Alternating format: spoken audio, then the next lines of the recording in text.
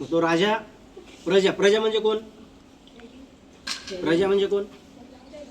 लोक. ओके, लोक म्हणजे त्या राज्यात राहणारी सगळी लोक. मग त्यात शेतकरी आले, कारागीर आले, नोकरदार आले, मंत्री आले, सगळे आले त्याच्यात, कलाकार आले, सगळे चोर मेवर सगळेच आले त्याच्यात, चोऱ्या करणारे पण. तर प्रजेमध्ये असे भरपूर लोक होते. मग राजा त्याचं साम्राज्य खूप सुखात आणि छान नांदत होतं. मग राजाला वाटलं सगळं सुखातच सुरू आहे, तर एक दिवस काय करायचं, आपण साम्राज्यात फिरून येऊ, आपल्या राज्यात सगळीकडे दौरा करून येऊ. राजा निघाला.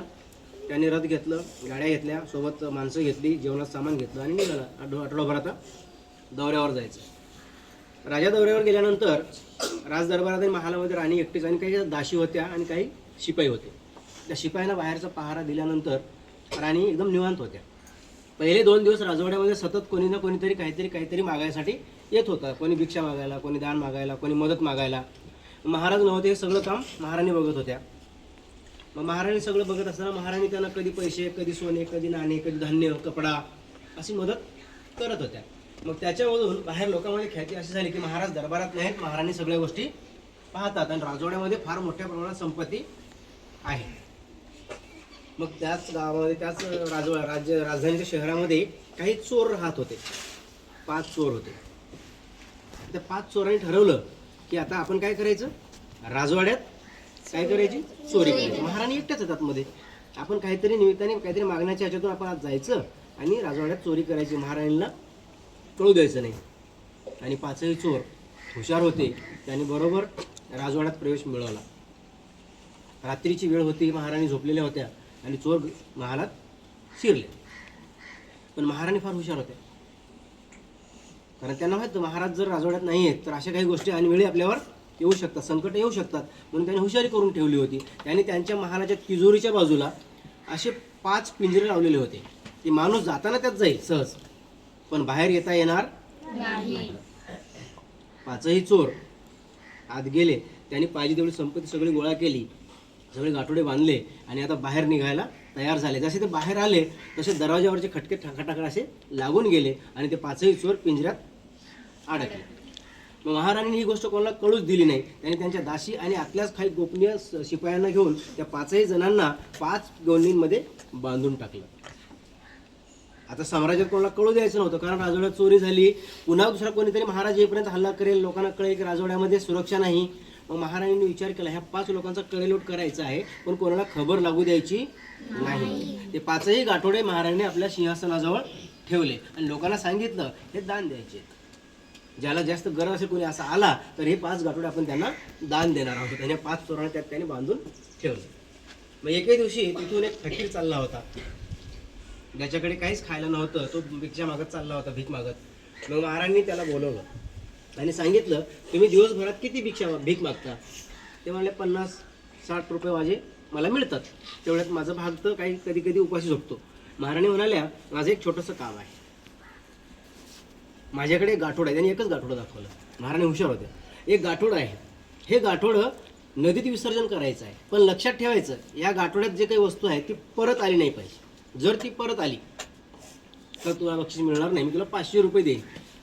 फकीर खुश झाला. एवढं गाठोडं टाकण्याचे 500 रुपये मिळत आहेत आणि ते पण महाराणीचे आहेत. मग आपण एक करायचं की गावात कोणाला कळता कामा नाही हे कोणी दिले आणि कुठे चाललंय, गोपनीय पद्धतीने सगळं झालं पाहिजे. तो तयार झाला. 500 रुपये मिळणार होते एक गाठोडं टाकण्याचे. तो तयार झाला आणि त्याने ते गाठोडं उचललं. राजवाड्याच्या चोर दरवाजाने, गोपनीय दरवाजाने तो बाहेर पडला आणि दूर नदीच्या काठावर जाऊन त्या नदीत ते गाठोडं फेकून दिलं आणि आता पटपट तो राजवाड्यात आला आणि म्हणाला, महाराणी माझं बक्षीस द्या 500 रुपये. महाराणी दुसरं गाठोडं काढून ठेवलं होतं. म्हणाले, मी तुम्हाला काय सांगितलं होतं, गाठोडं टाकायचं पण ते परत आलं नाही पाहिजे. हे बघितलं आले परत ते. पण महाराणी काय हुशारी केली होती, उरलेल्या 4 मधला 1 आणून ठेवला होता. तो चकित झाला. तो म्हणाला, काहीतरी जादू आहे. हो, ते जादूगाराचं गाठोडं आहे ते म्हणे, आणि ते जादूने परत येतं, म्हणून मी सांगितलं होतं ह्याला दूर नेऊन टाकायचं, परत नाही आला पाहिजे. त्या फकीराला विचार, आता या वेळेला असं दूर नेऊन टाकतो मग हा परत येणारच नाही. फकीराने ते गाठोडं उचललं आणि परत गेला. नदीच्या दुसऱ्या टोकावर जाऊन ते गाठोडं त्याने टाकलं आणि पळत परत आला. तोपर्यंत महाराणीने 3रं गाठोडं काढून ठेवलं होतं. म्हणजे हे कोणाला कळू द्यायचं नव्हतं की चोर 5 होते. 5 चोरांना त्यांनी कुठे ठेवलं, कसे पकडले, कोणाला कळू द्यायचं नव्हतं. आणि त्या फकीरालाही कळू द्यायचं नव्हतं की त्यांनी 5 गाठोडे टाकले बाहेर. त्यांनी एकच गाठोडं टाकलं. आला, त्याने पाहिलं तर पुन्हा चकित झालं, अरे जादूगर बदमाश आहे म्हणे, माझ्या आधी पोहोचतो इथं. त्याने परत ते गाठोडं उचललं. असे करून पाचव्या गाठोड्याला जेव्हा फकीर आला तेव्हा महाराणी म्हणाल्या, हे बघ, ही शेवटची संधी आहे, जर हे गाठोडं परत आलं तर तुला 500 रुपये मिळणार नाही. फकीर जिद्दीला पेटला, चिडला आणि त्याने ते गाठोडं असं उचललं आणि पार त्यांनी हात मुलखाच्या त्यांच्या पार दूर गेला 2 दिवस आणि तिकडं नेऊन उंच डोंगरावरून खाली खोल दरीत नदीमध्ये फेकून दिलं.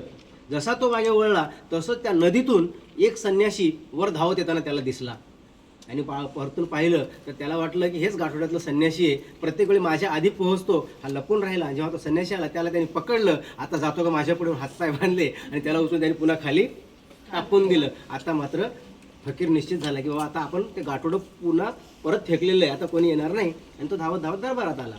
दरबारात आल्यानंतर महाराणी रिकाम्या बसल्या होत्या हसत. म्हटलं महाराणी गाठोडा आला का? महाराणी म्हटलं नाही आला. आता नाही म्हणे, मी त्याला परत एकदा हातपाय बांधून नदीत फेकलेलं आहे म्हणे, त्याच्यामुळे आता काही परत येणार नाही, आता माझं बक्षीस द्या. त्यांनी 500 रुपये त्या फकीराला दिले आणि अशा प्रकारे मग फकीर 500 रुपये घेऊन खुश होऊन निघून गेला. महाराणीच्या इथं चोरी झाली हेही कोणाला कळलं नाही. आणि महाराज जेव्हा दौऱ्यावरून परत आले आणि त्यांनी महाराजांना ही सगळी हकीकत सांगितली, महाराज म्हणाले, राज्यकारभार करताना असा चतुरपणा आपल्या अंगी लागतो. जेव्हा कधीही आपण कुठल्याही संकटात असतो किंवा आपल्या घरात आपण एकटे असतो तर अशा वेळेला आपण सावध असलं पाहिजे, हुशार असलं पाहिजे. महाराणीसारखं आपल्या घरात काही घडलं तर बाहेरच्या लोकांना कळता कामा नये, म्हणजे बाहेरच्या लोकांना काही कळू द्यायचं नाही. आता आपण आपल्या घरात वावरताना आईबाबांची पण भांडणं होतात, कधी कधी होतात, पण आपण काय करतो, काकाला तरी सांगतो, मामाला तरी सांगतो, पण आईबाबाची भांडणं मिटून जातात. मग नंतर काय होतं, नच बाहेर सांगतो, त्याला काही सांगायचंच नाही. म्हणजे घरातल्या गोष्टी आपण जेव्हा बाहेर सांगतो तर आपल्या घराची ती बदनामी किंवा आपल्या घरातल्या गोष्टी बाहेर जातात. म्हणजे महाराजांनी तो धर्म पाळला आणि आपल्या राजवाड्यात कुठलाही खराब प्रकार घडला नाही किंवा लोकांना विश्वास जातो लोकांचा की काहीतरी चुकीचं घडलं आणि आपल्यावर चोरीचं किंवा संकट आलेलं आहे असं लोकांना वाटू नये म्हणून महाराजांनी सगळ्या गोष्टी गोपनीय आणि गुप्त पद्धतीने केल्या. आवडली गोष्ट? धन्यवाद.